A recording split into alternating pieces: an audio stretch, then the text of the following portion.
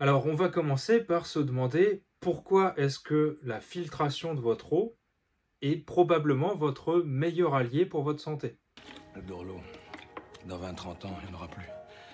Entre l'eau en bouteille et l'eau du robinet, ou encore l'eau filtrée, laquelle est-ce que vous devriez privilégier? En tout cas, pour préserver votre santé, le plus possible. Récemment, il y a eu plusieurs scandales qui ont éclaté quant à la qualité de l'eau et son impact sur notre santé. Qui plus est, ici, je parle de l'eau qu'on consomme quotidiennement. Alors aujourd'hui, je vais vous parler un petit peu de ces eaux et vous faire découvrir, ou en tout cas tenter de vous faire découvrir, pourquoi l'eau filtrée est probablement votre meilleur allié. On va commencer par parler de l'eau du robinet.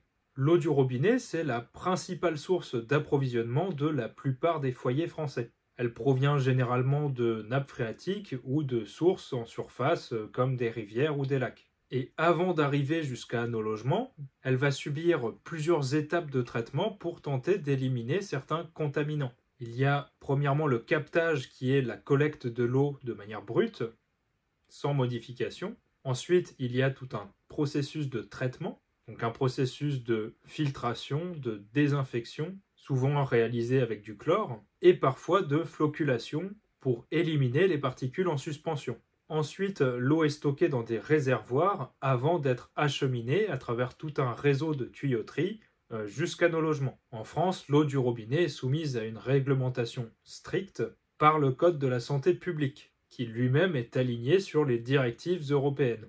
Les agences régionales de santé, l'ARS, sont chargées de contrôler sa qualité en effectuant des analyses régulières. Mais malgré ces contrôles, plusieurs études et incidents récents ont mis en lumière les dangers importants qu'il y a dans la qualité de l'eau du robinet et sa consommation. Premièrement, on a retrouvé la présence de pesticides et de nitrates.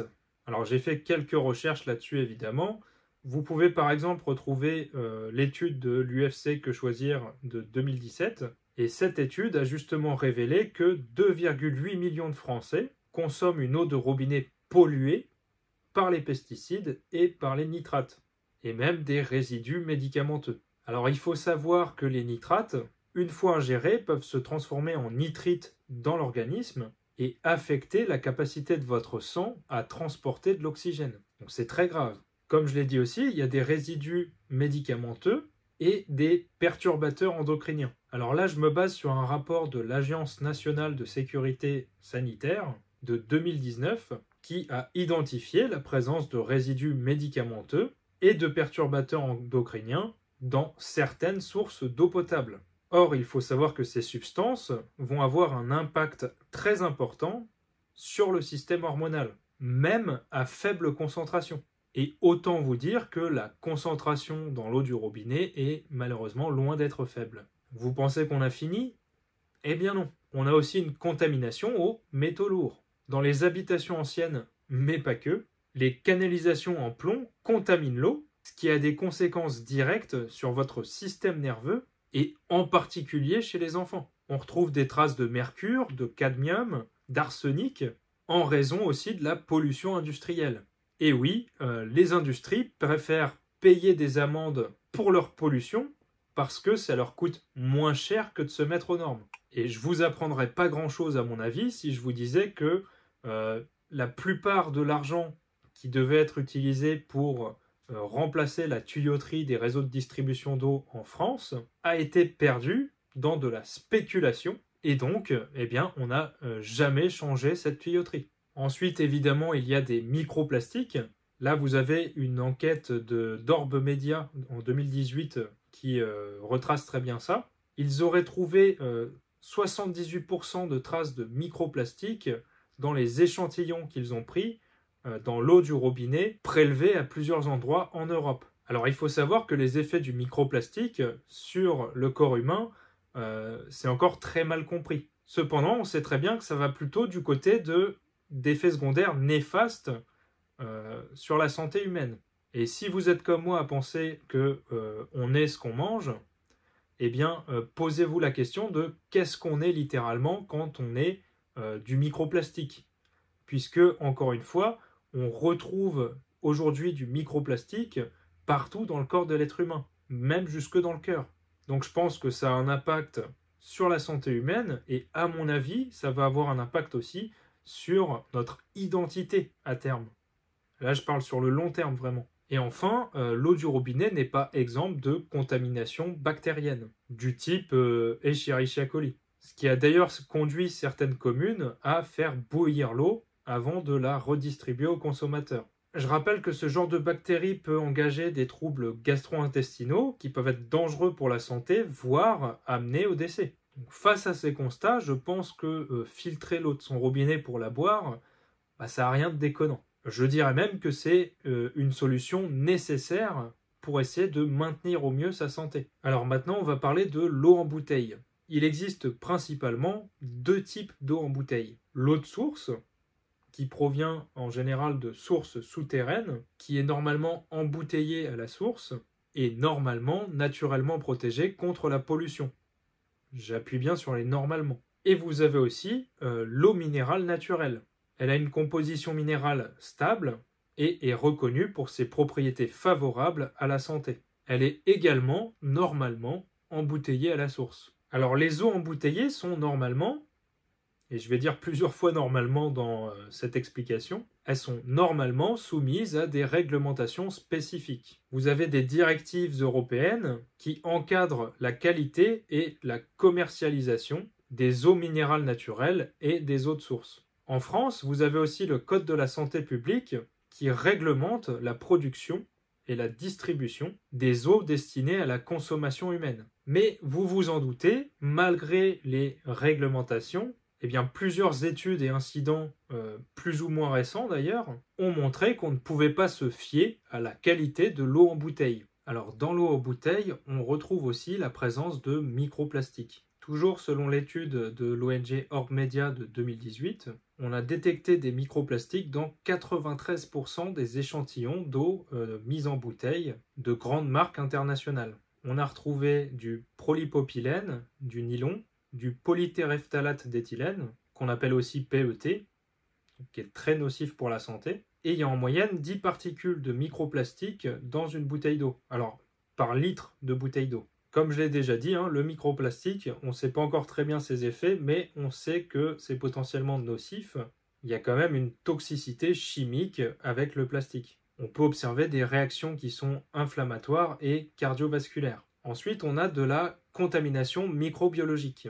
Alors pour éviter que ma vidéo se fasse strike, je ne vais pas donner les noms des entreprises. Cependant, on a eu un scandale avec une très grande marque en 2017 où on a eu un rappel d'eau pétillante en raison de la présence de bactéries coliformes. Les bactéries coliformes, ça indique en général une présence de matière fécale, ce qui peut entraîner des troubles gastro-intestinaux et pour certains avec une certaine fragilité, potentiellement un décès. Et ça, en fait, on peut en retrouver tous les ans. J'ai retrouvé un scandale aussi en 2018, en 2019, en 2020, en 2021, etc.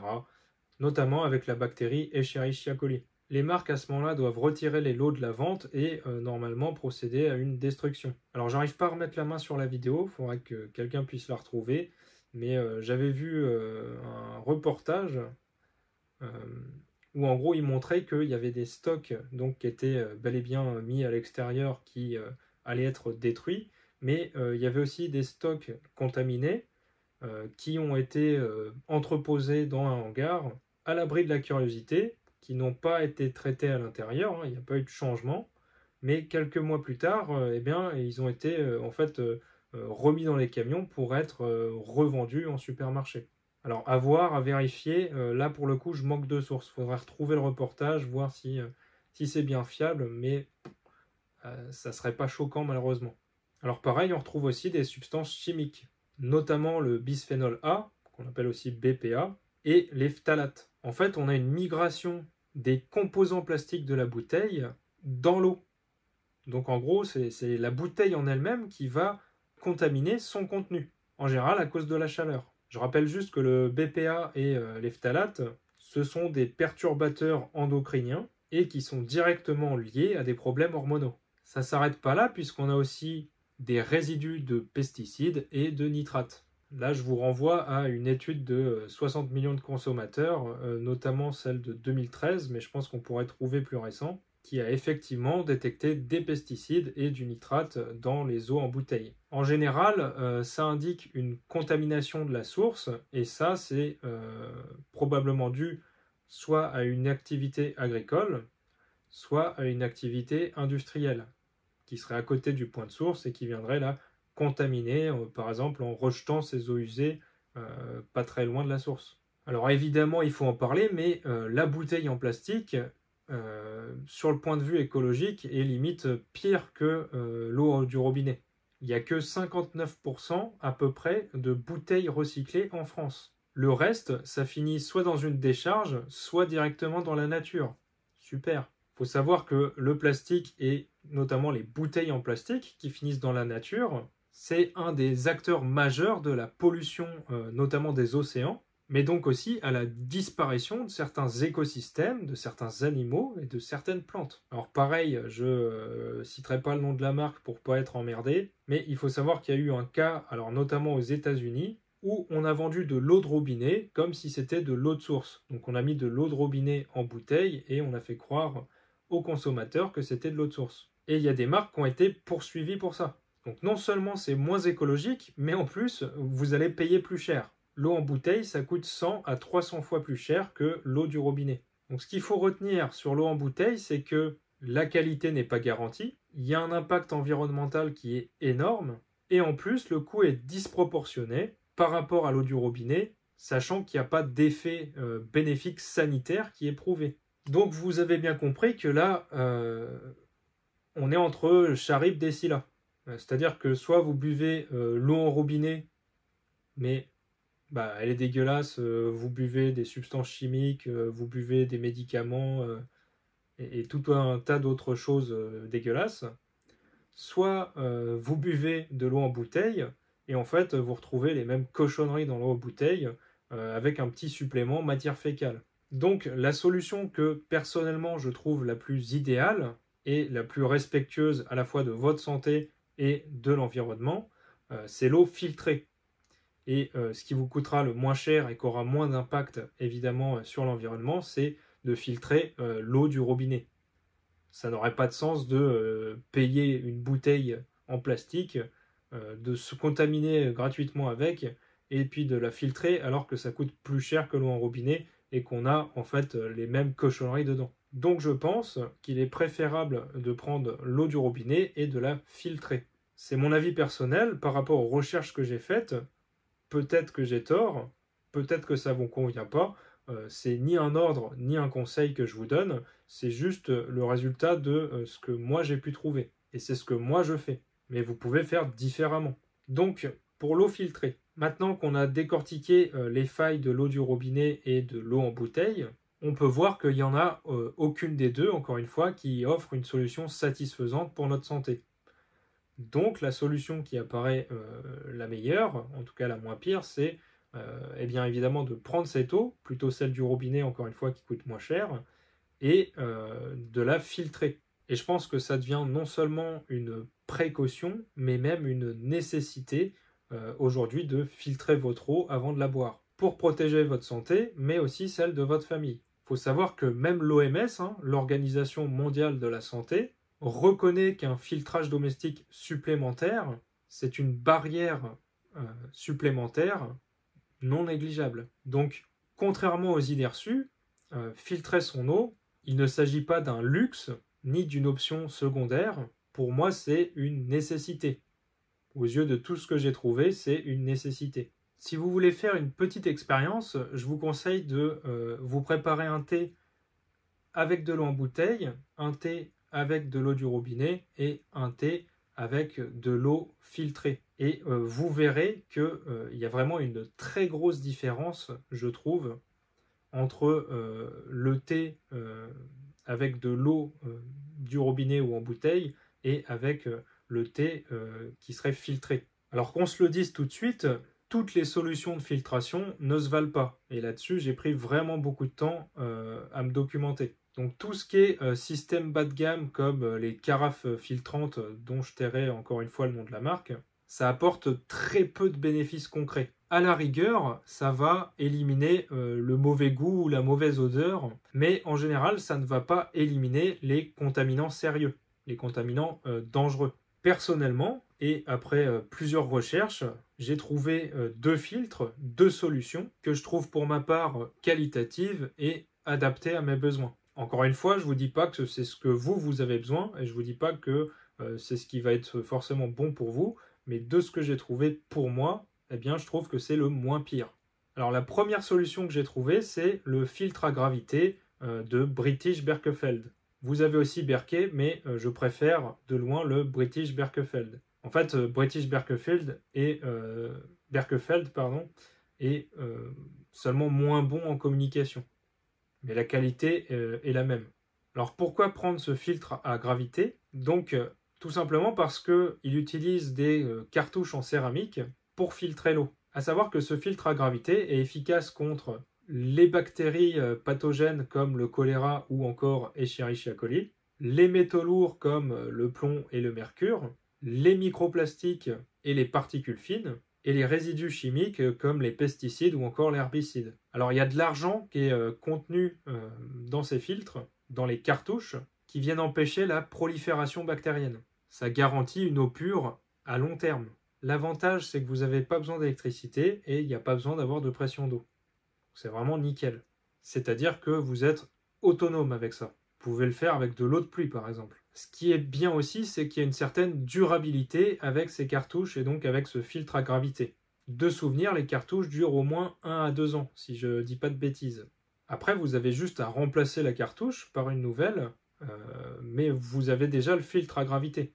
Donc, il n'y a plus qu'à remplacer les cartouches qui sont entre 30 et 50 euros. 30 et 50 euros une fois par an, allez, par mesure de sûreté, ça ne me paraît pas un investissement déconnant pour votre santé et celle de votre famille. Donc ce qui est bien avec ce filtre à gravité, c'est que vous pouvez faire vraiment plusieurs litres. Vous pouvez avoir par exemple des barils de 12 litres, même de 18 litres. Je me demande s'il n'y a pas au-dessus aussi. Et ça vous permet de fournir une assez grande quantité d'eau finalement pour toute la journée et donc pour la vie quotidienne dans le logement. L'inconvénient évidemment, c'est l'investissement de départ qui est en général entre 300 et 500 euros. Mais bon, encore une fois, je pense que l'investissement sur votre santé et celle de vos enfants, ça vaut largement la chandelle. La deuxième solution qui répond à mes besoins, c'est la gourde Oco qui me sert pour les déplacements. Donc la gourde Oco, vous avez la mienne juste là, que j'utilise depuis 1 an, qui marche non pas par aspiration mais par pression.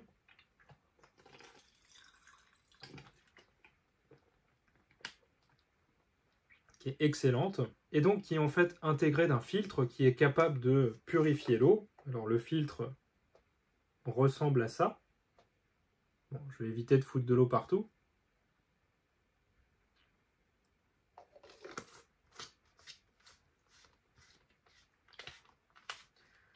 Et donc cette petite gourde, elle est vraiment top parce qu'elle élimine, en tout cas elle laisse pas passer les bactéries et les parasites, les métaux lourds et les sédiments, les microplastiques, et j'en passe. Vous pouvez trouver directement toutes les ressources et les informations sur le site Oco. Et je vous conseille d'ailleurs d'aller suivre sur Instagram la page oco.europe. Donc elle est vraiment idéale pour le déplacement parce que vous pouvez prendre de l'eau de n'importe où, de n'importe quel robinet par exemple, à votre travail, au sport, etc. En étant certain que vous buvez une eau qui est bonne pour vous, en tout cas qui ne va pas vous filer la chiasse ou quoi que ce soit d'autre. Et en plus, ça vous évite justement d'acheter de l'eau en bouteille. Donc imaginez, vous avez double peine, vous avez la chiasse et en plus, vous buvez de la merde. Super. Et en plus de la merde, littéralement parlant pour le coup. L'avantage de cette gourde, elle est quand même relativement légère. Là, j'en ai une d'1 litre, remplie. Donc elle est facile à transporter partout. Vous pouvez la mettre dans votre sac ou l'accrocher, il y a de quoi accrocher la gourde. Ça réduit évidemment votre impact environnemental puisque vous arrêtez d'acheter des bouteilles en plastique pour vos déplacements, qui encore une fois vous font boire tout et n'importe quoi. Et je trouve que c'est un excellent investissement pour des déplacements réguliers. Pour une gourde d'1 litre, alors j'ai plus le prix exact pareil, mais vous êtes à peu près, je crois, entre 60 et 70 euros pour la gourde. Et en général, c'est bien de prendre une recharge en plus d'avance. Et pour la recharge en plus, vous allez payer 30 euros. L'inconvénient, c'est qu'effectivement, par rapport aux filtres domestiques, comme le filtre à gravité, là, l'usage est un peu plus individuel. Même si, encore une fois, elle fonctionne par pression et non par aspiration. Donc, vous n'avez pas besoin de mettre votre bouche sur le goulot. Et donc, normalement, votre gourde n'est jamais contaminée. Donc, vous pouvez boire avec un petit geste de pression, donc vraiment comme ça.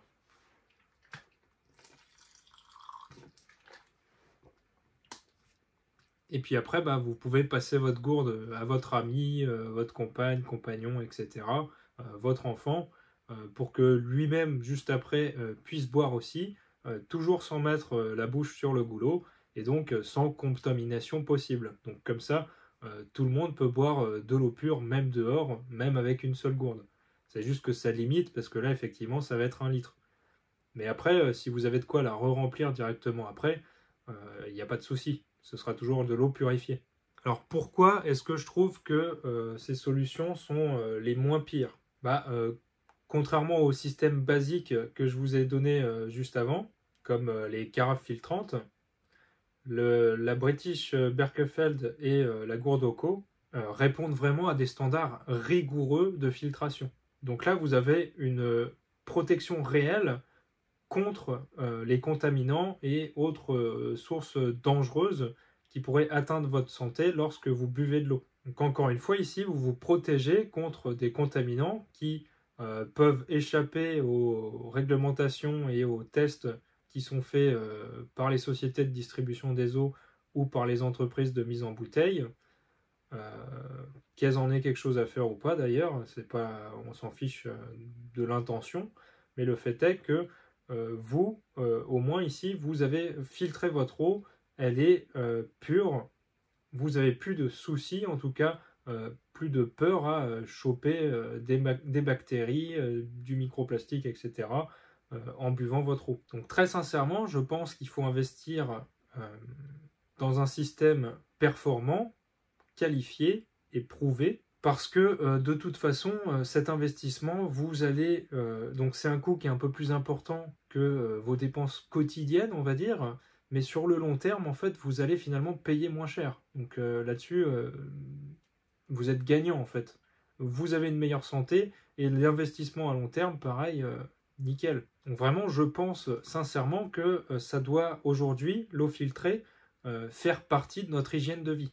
Donc je pense vraiment qu'il faut offrir à notre corps l'eau que notre corps mérite, à savoir une eau qui est la moins possible contaminée par tout un tas de cochonneries. Donc prenez dès à présent vraiment le contrôle de votre consommation d'eau et de la qualité de l'eau que vous buvez. Alors pour ce qui est d'ailleurs de la gourde Oco, sachez que je peux faire bénéficier à une vingtaine de personnes par an 10% sur leur premier achat. Le lien est évidemment dans la description. Personnellement, je vous conseille de prendre plutôt une gourde d'1 litre avec une recharge d'avance, sachant que la recharge n'a pas de date de péremption. Donc pas d'inquiétude là-dessus, il n'y a pas besoin de se presser.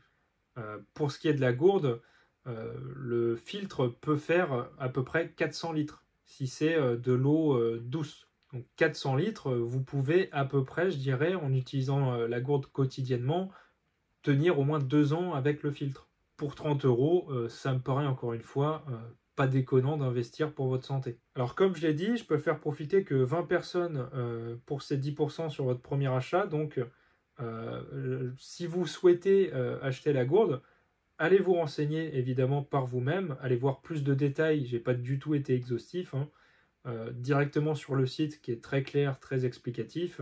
Faites-vous évidemment votre propre avis vous-même, mais sachez que là déjà il ne me reste plus que 14 personnes qui peuvent profiter de cet achat.